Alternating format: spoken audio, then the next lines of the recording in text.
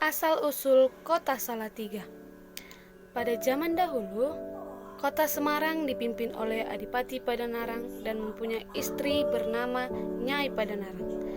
Ia terkenal sebagai pemimpin yang jujur, tetapi juga menyukai harta benda yang berlimpah. Sifat kurang baik ini didengar oleh Adipati Sunan Kalijaga, seorang wali yang arif dan bijaksana. Sunan berniat mengingatkan Padanarang dengan menyamar sebagai tukang rumput.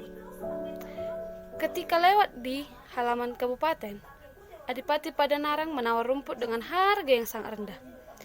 Penjual rumput itu setuju dan meletakkan rumputnya di kandang.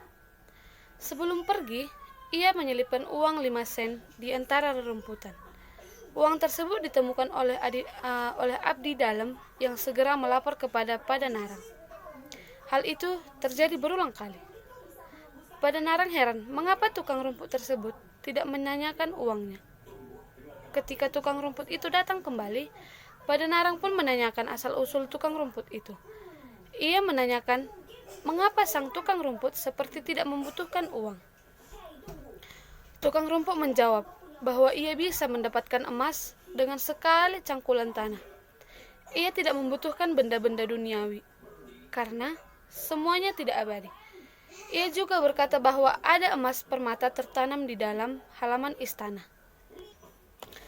Padanarang marah mendengarkan semua jawaban itu. Ia merasa dihina oleh tukang rumput itu. Padanarang menyuruh seorang abdi mengambil cangkul, kemudian menyerahkannya kepada tukang rumput. Dengan kukuh, tukang rumput tadi mengayunkan cangkul ke tanah. Ternyata kata-kata orang itu benar. Ada emas permata di dalam tanah istana. Adipati Padanarang sangat terkejut melihat pemandangan di hadapannya. Seketika ia merasa sangat kerdil dalam hatinya. Padanarang, aku adalah Sunan Kalijaga. Setelah mendengarkan kata-kata itu, Padanarang langsung meminta maaf atas kekasarannya. Sunan Kalijaga meminta Padanarang untuk melepaskan kegemarannya pada harta duniawi. Padanarang mengungkapkan kepada istrinya bahwa ia ingin berguru kepada Sunan Kalijaga.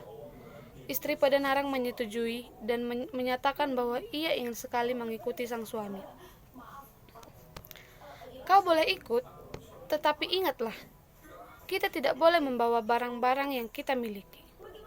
Berikan barang-barang itu kepada fakir miskin, ujar Padanarang kepada istrinya. Istrinya menyatakan bahwa ia tidak rela meninggalkan harta bendanya dan menyerahkannya kepada fakir miskin. Ia meminta suaminya berangkat lebih dulu. Lalu perempuan itu menyimpan emas dan permata di dalam tongkatnya, yang terbuat dari bambu. Padanarang pun menyusul Sunan Kalijaga. Dalam perjalanan, mereka dihadang oleh 3 orang penyamun. Jika engkau ingin barang berharga, tunggulah. Sebentar lagi akan lewat seorang perempuan tua, cegat dia. Kau akan dapatkan emas permata dalam tongkat bambunya, kata Sunan Kalijaga. Muncullah Nyai Padanarang yang berjalan tertati dengan tongkat bambu. Ketiga penyamun tersebut pun menghadang dan merampas tongkat bambu yang ia pegang. Nyai Padanarang tidak dapat berbuat apa-apa selain merelakan hartanya yang dirampas. Ketika berhasil bertemu dengan suaminya dan Sunan Kalijaga, ia menceritakan kejadian perampokan yang dialaminya di jalan. Dan dia sambil menangis. Kau tidak mendengarkan kata suamimu. Untuk berguru denganku, kalian harus meninggalkan harta duniawi. Jadi, kejadian ini adalah salahmu sendiri, ujar Sunan Kalijaga. Ada 3 pihak yang melakukan kesalahan di sini, yaitu kau sendiri, suamimu, dan para penyamun itu. Kelak tempat ini akan menjadi kota yang ramai, kata Sunan Kalijaga. Untuk mengingatkan kejadian tersebut, Sunan Kalijaga menanamkan daerah itu dengan Salatiga. Pada perkembangan zaman, nama Salatiga bergeser ucapannya menjadi Salatiga. Kini Salatiga menjadi kota yang ramai seperti yang pernah diprediksi oleh Sunan Kalijaga. Nah, pesan moral yang bisa kita ambil dari cerita rakyat Salatiga ini yang dari daerah Jawa Tengah adalah harta benda tidak selamanya akan membawa kebahagiaan dan keberuntungan. Kadangkala justru bisa menjadi sumber malapetaka. Terima kasih.